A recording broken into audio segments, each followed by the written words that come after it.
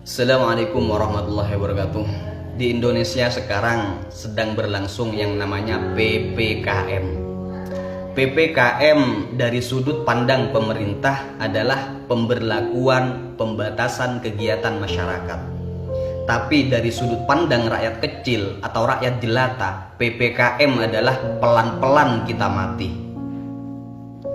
Banyak video yang berseliweran di sosial media, rakyat-rakyat kecil diperlakukan dengan sangat tidak adil. Para pedagang diusir, disemprot, dagangannya diacak-acak dan disuruh tutup lebih awal. Mereka dibentak-bentak layaknya pelaku kriminal kelas kakap. Padahal koruptor pun yang maling uang negara yang jelas-jelas merugikan rakyat belum tentu diperlakukan seperti itu. Buat para pemerintah terkait yang sangat saya hormati, mohon maaf atas kelancangan saya. Saya hanya ingin mewakili rakyat-rakyat kecil yang merasa sangat dirugikan. Saya hanya mau bertanya, apakah adanya peraturan ini benar-benar karena kepedulian Anda kepada rakyat? Apakah tidak ada maksud lain?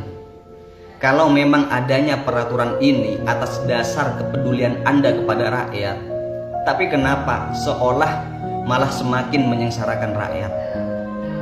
Jujur, hati saya perih, Pak. Hati saya sakit sekali melihat beberapa video di sosial media rakyat kecil yang mencari rezeki untuk menyambung hidup diperlakukan tidak adil.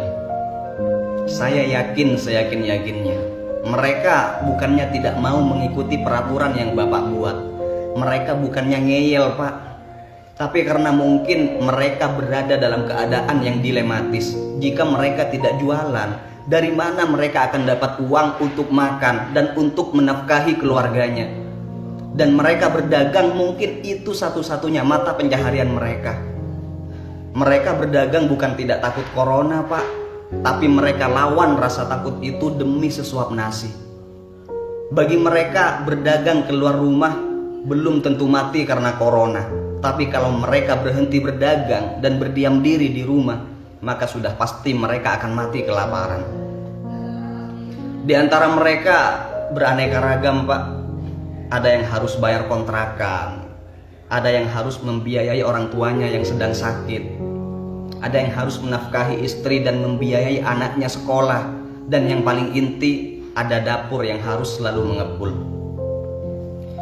Kalau Bapak sih enak, gaji terus mengalir tiap bulan.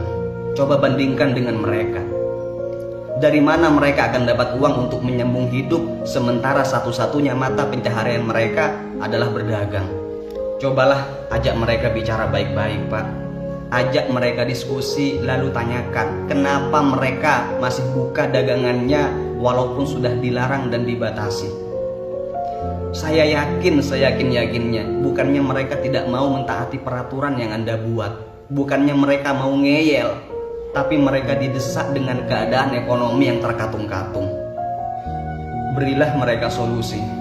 Saya yakin mereka akan taat. Jangan hanya mengadakan peraturan sepihak tapi tidak memberikan solusi pada rakyatnya. Anda digaji dengan uang rakyat bukan untuk menyengsarakan rakyat, Pak, tapi untuk mensejahterakan mereka.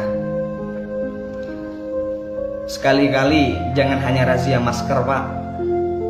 Cobalah melakukan razia pada rakyat-rakyat miskin yang membutuhkan bantuan. Jangan hanya anggaran corona yang diturunkan, Pak, tapi turunkan juga bantuan untuk rakyat kecil yang membutuhkan. Mereka rakyat kecil bukan tidak takut corona, Pak. Mereka takut, tapi mereka lebih takut kalau anak dan istri atau keluarganya di rumah tidak makan.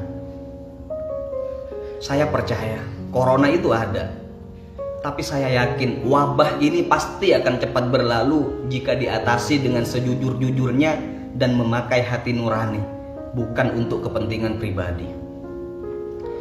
Corona mungkin memang berbahaya, tapi belum tentu akan membuat rakyat mati.